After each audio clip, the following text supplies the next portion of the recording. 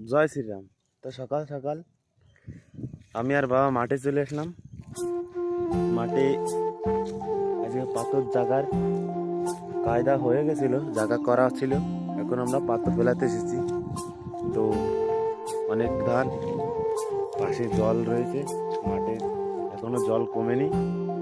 সেইটায় খুব মানে পাখি আসছে, পাখিগুলো খুব বড় বড়। তো কি নাম, অত ধরনের নাম জানা নাই। তো সকালে এখন 7টা বাজে, খুব সুন্দর পরিবেশ মাঠে, আর পাখিগুলো খুব সুন্দর উঠছে। তো চলো পাথর ফেলা যাক।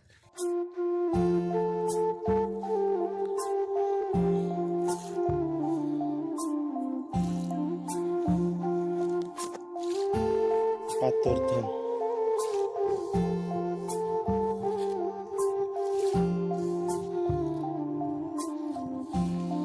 সকাল সকাল ধান ছাড়তে চলে এসেছি, পাথর ধান।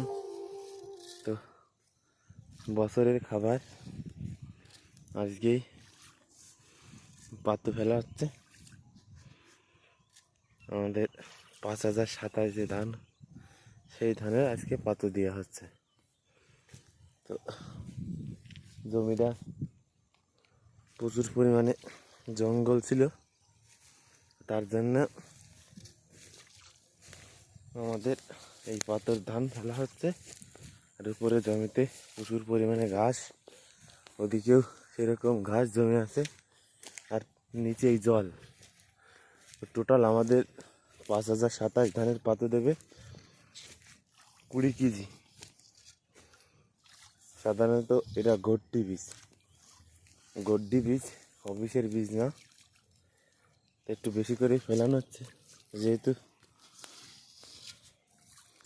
জামাই কালকে ফেলে গেছে পাথর ধান। খুব সুন্দর হয়েছে, আর অনেকটা জায়গা তো পাতলা করে ফেলেছে, যাতে তাড়াতাড়ি বড় হয়ে যায়। আর এপাশে জলে প্রচুর পরিমাণে মাছ ছিল। এখনো পিছনে জাল পাতা আছে, ওই যে খুঁটো দেখছো, ওই খুঁটোতে মাছ জাল পেতে রেখেছে। আর এদিকে জল, আর এখানে প্রচুর পরিমাণে দাম ছিল কলমি। শুধু ওই দেখতে পাচ্ছ কলমি, এই কলমি মনিশ দিয়ে চোয়া করে এখানে ঠিক করে রাখা হয়েছে। তো এখন এগুলো এক জায়গায় করতে হবে, সারা জমিতে ছড়ানো রয়েছে। তো আজ হবে না, মনিশ লাগবে 2-3টে। মনীষে এসে জড়ো করে দেবে।